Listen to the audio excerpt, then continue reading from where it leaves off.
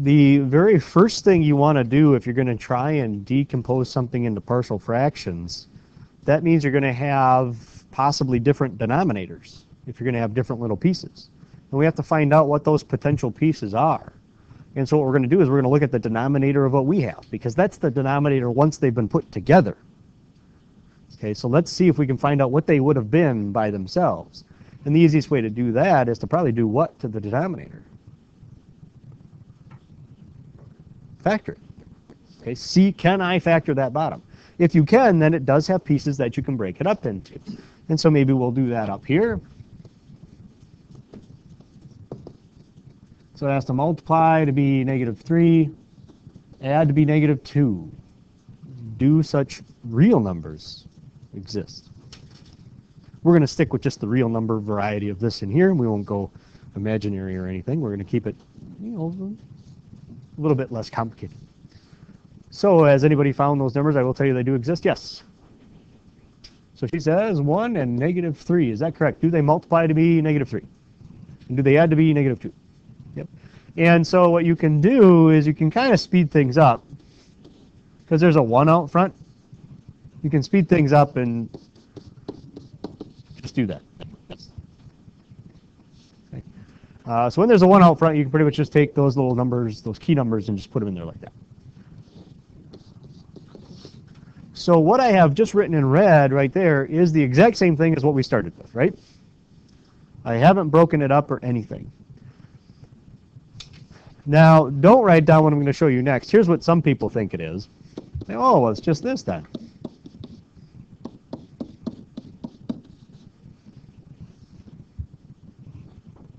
I said, well, what? Then I'll say, okay, well, what if I would have switched these around? They're like, oh, yeah. Well, you just switch those around? Unfortunately, that's not the same, all right? It doesn't work that way. It'd be great if it was, right? That'd be way easier. But that's not quite how the math works. You can't just break it up that way.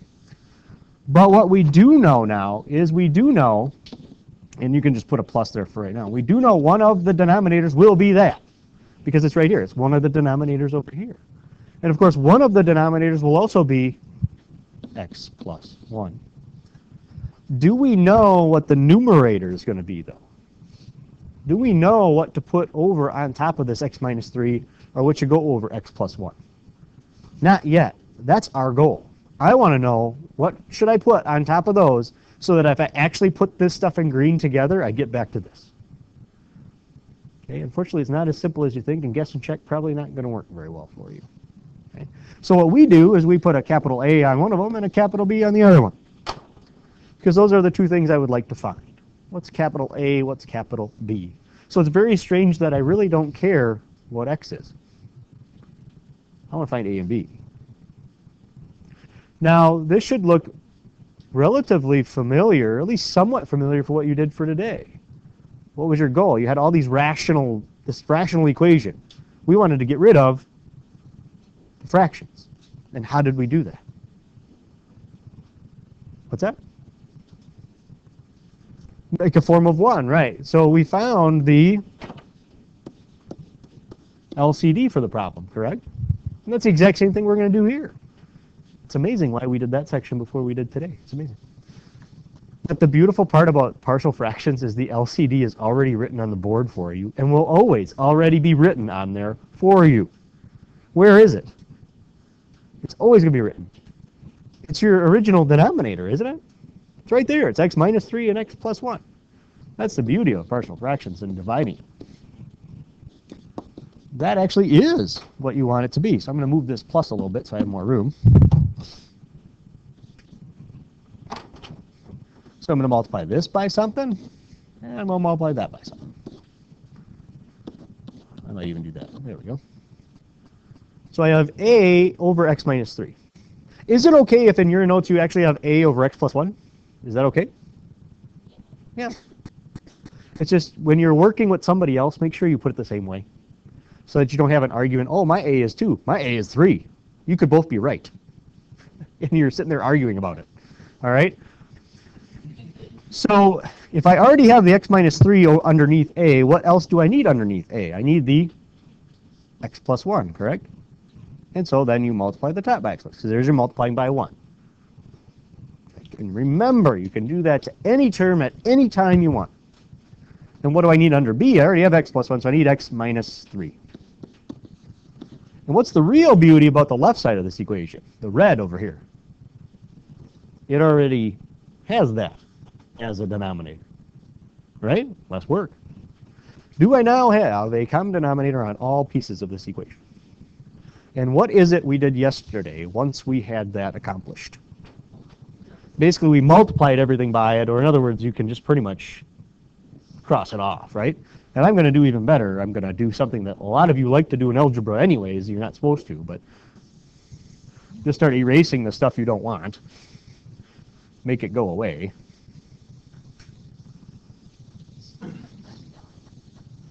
Yes, bye-bye. All right, so that's what we've got, right? So let's figure out. We got x minus 11, right, equals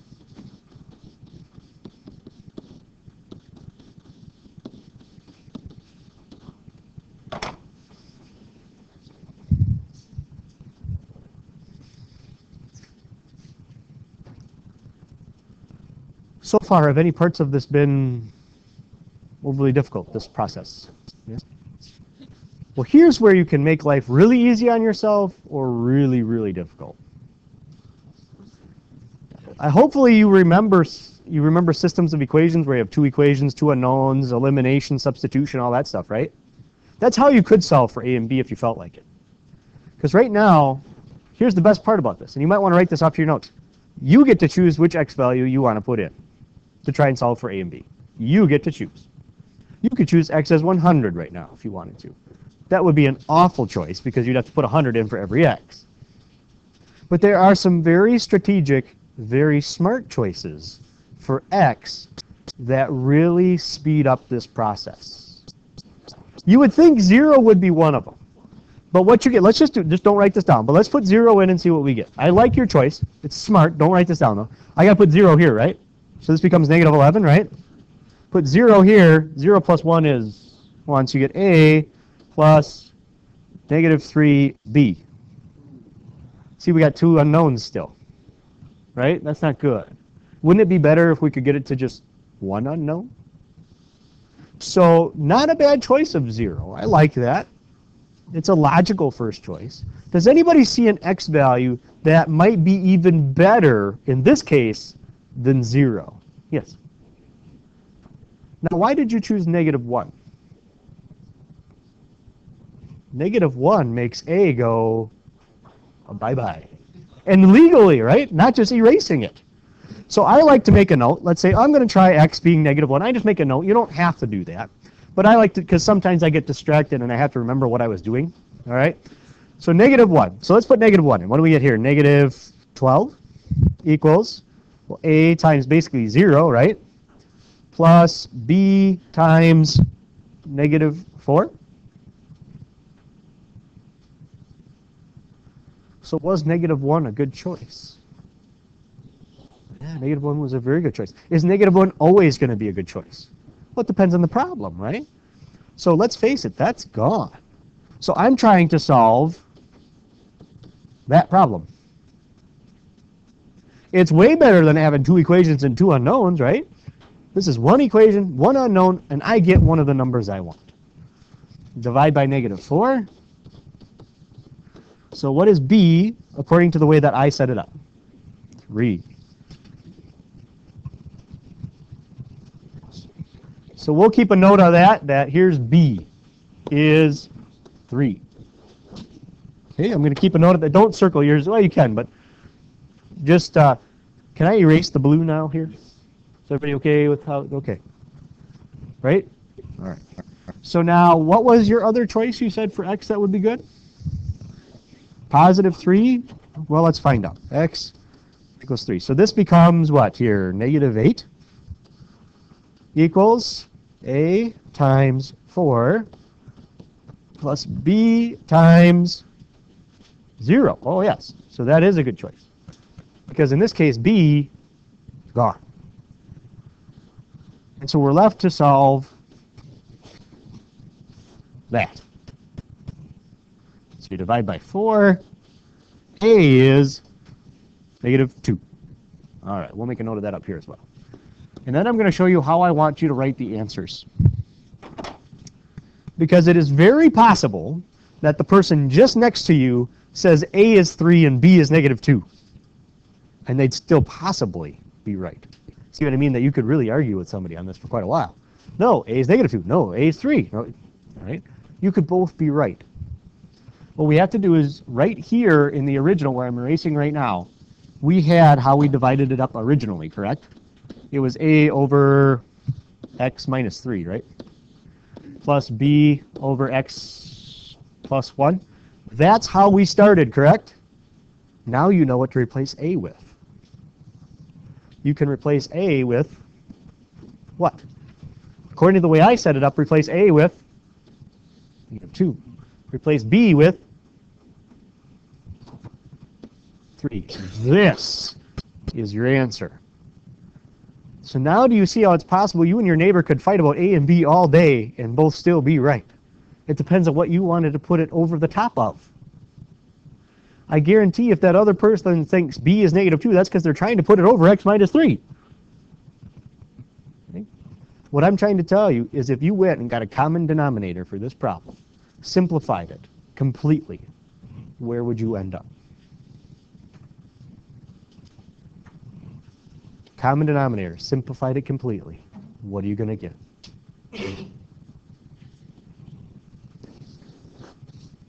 The original. You broke it down into its pieces. You've never done that before. You've always worked on putting these two together to get that. Never take it back apart. Yes?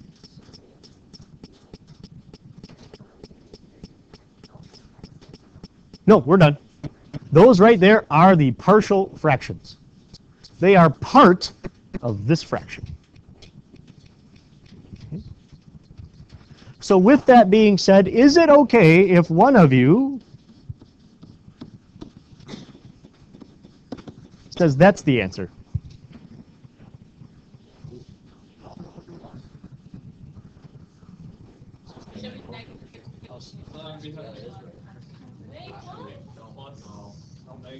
So do you agree these two are the same?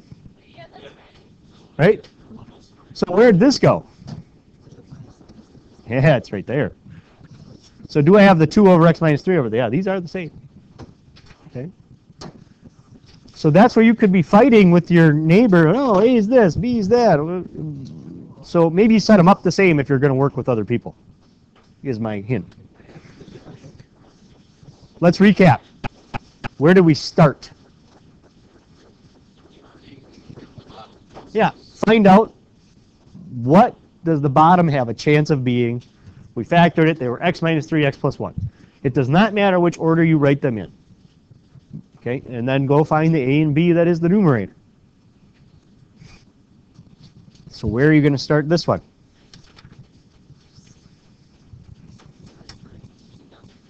Yeah, let's factor the bottom. Let's see what we got. So we got x squared minus 3x minus 10. Multiplied to be negative 10, had to be negative 3. What is it? Negative 5 and 2. Does that work?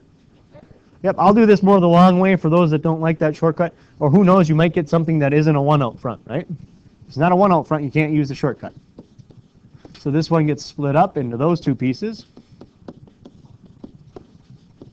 Right? That's a minus 10, sorry about that. And then squiggle.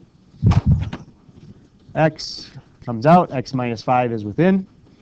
X minus 5 also has to be within. Can I get it? Yeah, what do I got to take out?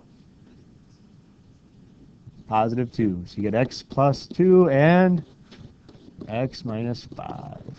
I'm hoping by now, this far into advanced math, key number factoring is not an issue. I hope that you can basically factor anything I give you, except maybe cubics or something like that. So we know that this is the same as saying that. And for our purposes, seeing we are all kind of working together, let's make sure that we put the same things first. so that we're not arguing about A and B later.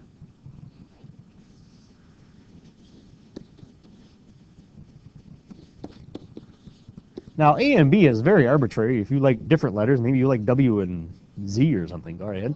I would strongly recommend staying away from X, because then you're just throwing more X's in the problem, and that would get very confusing. But I am kind of partial to A and B. Am I okay to erase the key number factory? Speak now. All right. Actually worked today. All right. Well, that's a great start, but if that's all the further you can get, you're not going to be able to finish this very much. LCD, exactly. But what's so awesome about this particular, it's right here. Your LCD is that. X plus 2 and X minus 5. So I'm going to move this little piece over here a little bit.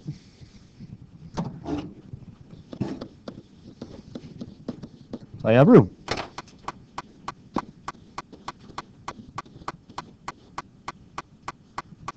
Which piece is missing? X minus 5 is missing. I need it. And now X plus 2 is missing. What I would like you to do right now is try and finish this one from how far I have gotten you. Go find A and B and put it back over the proper pieces.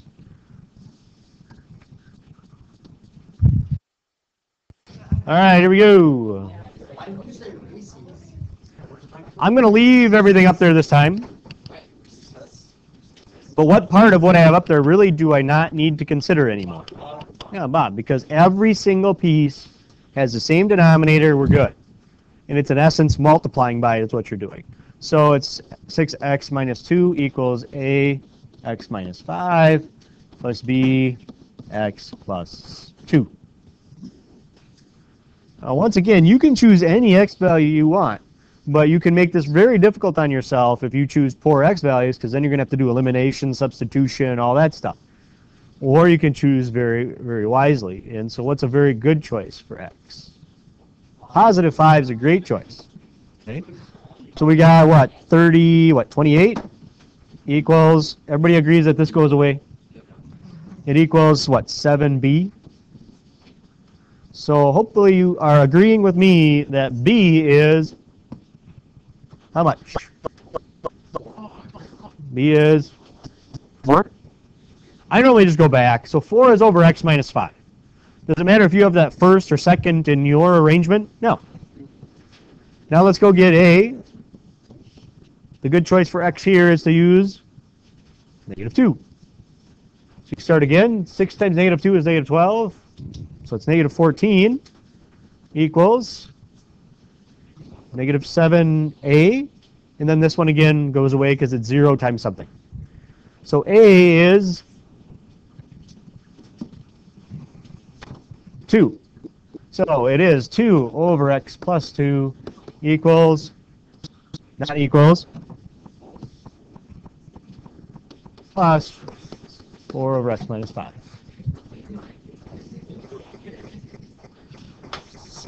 And most importantly, if you go and simplify those two fractions, you get the common denominator, you do all the distributing, you do all the combining, you should know what you're going to get. And that is back to where we started. Okay? But not what we're doing here. Okay? Are there any questions about decomposing into partial fractions? Okay.